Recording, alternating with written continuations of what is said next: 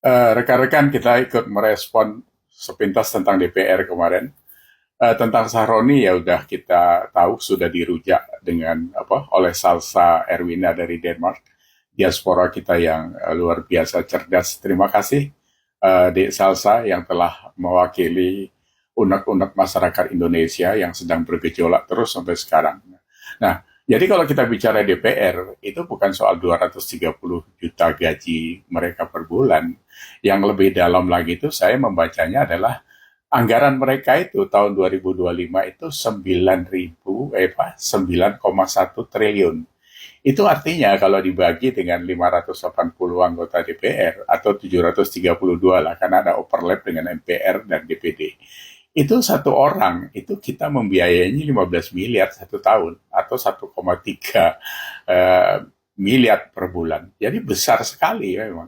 Nah, belum lagi apa yang terus selubung selama ini. Mereka itu terima pensiun antara 2 juta sampai 4,2 juta tergantung jabatan apa di DPR. Ini sama dengan jenderal yang mengabdi 30 sampai 40 tahun. Itu sama. Pensiunnya itu antara 2 sampai 4,3 juta itu.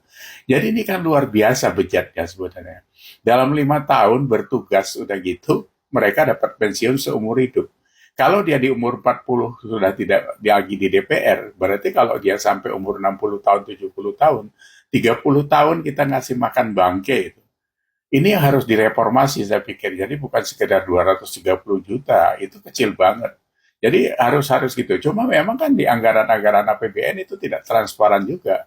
Saya tidak tahu Bu Sri Mulyani kenapa begitu memihak kepada DPR.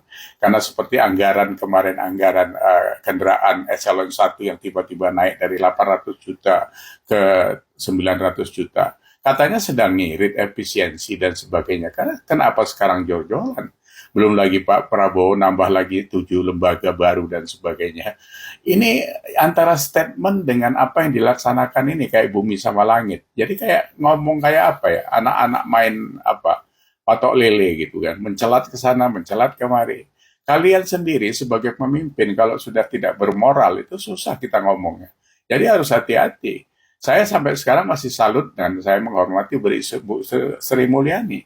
Tapi kalau kayak gini, Anda juga termasuk orang yang ikut salah di dalam itu. Jadi hati-hati. Profesionalitas Anda, integritas Anda bisa rusak gara-gara kondisi ini. Ya. Yang berikutnya apalagi tentang anggota. Anggota DPD itu ada 132 orang, itu juga 10 miliar satu tahun. Itu juga nggak jelas juga entah apa yang dikerjakan gitu. Jadi perwakilan daerah itu apa yang bisa dilakukan? Memang banyak yang harus direview, harus direformasi saya pikir. Ya, eh jadi sekarang ini kalau menurut saya karena begitu luar biasanya reaksi masyarakat, ya memang mereka menjadi musuh rakyat. Jadi wajar saja kalau itu mau diminta dibubarkan. Tapi tidak gampang karena mekanismenya tidak gampang, rekan-rekan sekalian ya. Ya kita memang ngasih makan rayap sekarang ini. Rayap itu kan tahu, rayap itu kalau sama bangunan dia pasti merusak dinding, merusak plafon, merusak apa tiang dan sebagainya. Jadi DPRD ini sama dengan rayap itu. Jadi mereka merusak pondasi bernegara kita. Mereka di situ korupsi semua itu gitu kan. Belum lagi yang lain-lain ya.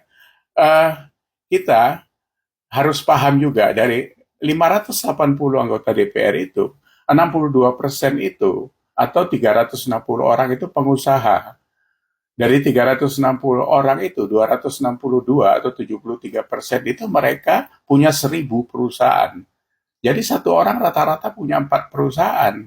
Ya ini kan terjadi pasti konflik of interest pada saat mereka membuat undang-undang, peraturan, atau apa saja yang mereka buat yang kita harapkan dari legislatif itu. Ini tidak bisa dihindari karena mereka punya uang. Belum lagi kalau kita bicara kemiskinan rakyat kita yang 192 juta itu. Itu kan kalau pas pemilu ya dikasih duit 50.000 sampai 100.000 ya nyoblos gitu. Karena mereka kondisinya memang dalam kondisi yang tidak mencukupi gitu. Ini jadi dilema buat kita, jadi apa ya, jadi blunder juga gitu kan. Jadi selama mekanisme partai tidak dirubah, undang-undang pemilu tidak dirubah, ini akan terus ada. Jadi koruptor ini memang kita yang piara gitu. Karena yang rekrut itu kita gitu kan. Yang rekrut mereka itu kan rakyat gitu kan. Sekarang mereka jadi musuhnya kita gitu kan. Ini yang harus dicari way out-nya seperti apa gitu. Butuh waktu atau bagaimana saya tidak tahu lah ya. Reformasi apa yang mau dilakukan dari kawan-kawan yang sedang memikirkan ke sana itu. Tapi bagaimanapun harus ada action yang bisa merubah ini memang. Kalau tidak ya hancur memang. Karena sekarang sudah terasa kan gitu. Jadi saya pikir tentang DPR itu ya. Jadi berikutnya itu kita mengomentari tentang pemerintah. Jadi Pak Prabowo kemarin pada saat ada demo di seberang sana di DPR, Pak Prabowo juga di istana membagi-bagi 34 bintang Mahaputra dan sejenisnya itu gitu.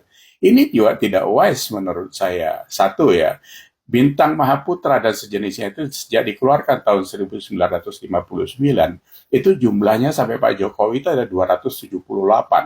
Jadi satu tahun itu dikeluarkan itu cuma 3,2 buah saja. Kemarin Pak Prabowo sudah mengeluarkan 34 dalam kurun waktu 8 bulan gitu. Jadi diobral sedemikian murah.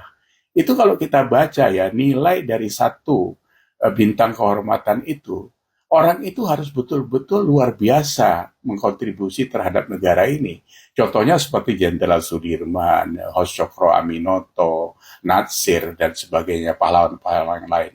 Nah ini sekarang dibagikan sama AHY, Bahlil.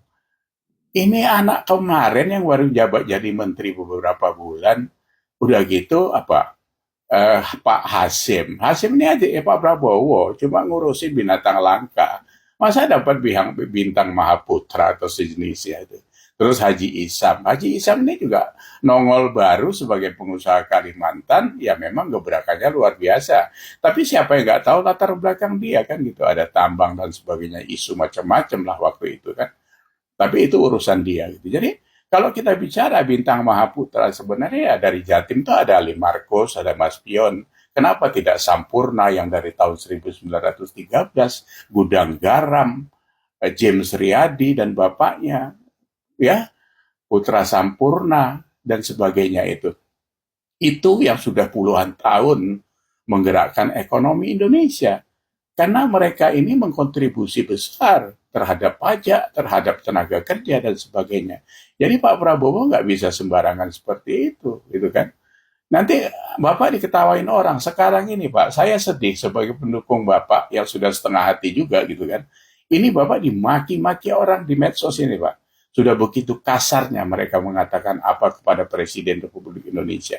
Ini kan menurunkan harga diri Bapak, menurunkan image sebagai kepala negara yang dimaki-maki oleh rakyatnya. Ini kalau dibiarkan, ini tidak baik. Ini dipicu oleh perilaku Bapak sendiri. Karena Bapak nanti gebrak-gebrak meja tapi actionnya nggak ada, ya kan? Mau berantas korupsi, ngurusin koruptor gitu. Ya bayangin kemarin itu ada Burhanuddin Abdullah menerima bintang Adi Prana. Loh, wong koruptor, jelas koruptor, orang tahu semua, pernah dihukum 5 tahun. Masa Bapak tidak sensitif seperti itu? Apa? Yang jelas-jelas itu orang yang tidak ada, ya bangkainya rakyat kok dikasih bintang itu kan luar biasa Bapak ini gitu kan. Sensitif sedikit Pak Prabowo. Anda itu presiden loh, bukan tukang bakso Pak Prabowo itu. Gitu. Masa kelasnya diturunkan sendiri? Belum lagi kemarin apalagi pidato soal apa? Pidatonya yang baik-baik saja lah saya lihat itu. Pidato soal MBG udah mengcover 21 juta anak yang makan MBG. Bapak tahu dapurnya aja nggak sampai 2.000. Nggak masuk hitungannya Pak. 21 juta itu Bapak dilaporin kosong saja. Ya, itu kalau sekarang di cover dengan 2.000 dapur, itu sama dengan satu dapur 11.000 porsi. Mungkin itu masuk di akal. Belum lagi yang keracunan tiap hari masih jalan. Ini kan kemarin NTT keluar lagi. Mana lagi? Banyak Pak. Jadi yang kayak gitu Bapak tetap aja harus check and recheck. Bapak harus punya staf khusus untuk membaca laporan itu. Karena saya lihat Bapak tidak pintar tentang angka memang. Jadi sembarangan jadinya seperti itu. Apalagi pidato Bapak yang terbaru. Soal menterinya kasihan karena nggak pernah istirahat. Bang lalu Bapak bilang juga kasihan menterinya belum dapat mobil. Itu pidato presiden recehan itu Pak. Itu pidato ketua RT itu nggak kayak gitu kelasnya. Luar biasa Bapak ini. Jadi dia apa ya, diolok-olok orang karena Bapak sendiri yang berperilaku seperti itu. Jadi yang berbobot sedikit gitu Pak. Pidato, mengasih arahan, terus actionnya jelas gitu. Kayak Puan, dapat bintang Mahaputra. Wong dia yang ganjel undang-undang perampasan aset koruptor, kok Bapak kasih bintang Mahaputra. Ini kan menyakitkan kami sebagai rakyat Indonesia. Jadi hati-hati. Karena pilar program Bapak itu, kalau mau mendapat kredit poin besar dari masyarakat itu, undang-undang perampasan aset itu Pak, digolkan duluan. Kalau tidak bisa ya buat perpu. Karena ini harus bisa ngerem koruptor ini gitu. Kalau mau membasmi itu butuh waktu. Nggak, tapi ngerem saja bisa 50% kan sudah luar biasa gitu. Ya, jadi apa?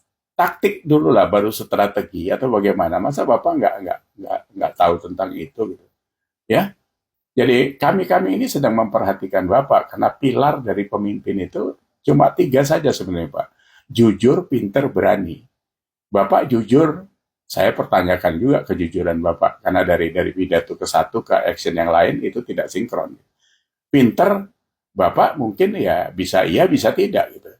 Kalau berani mungkin Bapak berani karena bekas Kopassus gitu. Kalau pinternya ini tidak maksimal Bapak sebagai presiden ya memang gawat kita. Ngitung 21 juta MBG saja Bapak bisa salah, apalagi yang lain-lain. Jadi memang kami harus mewaspadai itu semua karena di pasar ini tambah kisruh semua Pak. Tiap hari itu ada persoalan-persoalan baru yang makan energi masyarakat ini. Ya, itu sampai diaspora dari Denmark dari mana-mana bersuara begitu lantang itu. Dia prihatin tentang negara ini.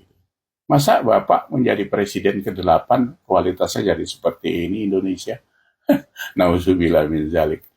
Tapi ini masukan Pak Prabowo, Anda sebagai presiden, ingat loh, Bapak itu presiden ya. Ya begitu saja sementara. Terima kasih. Assalamualaikum.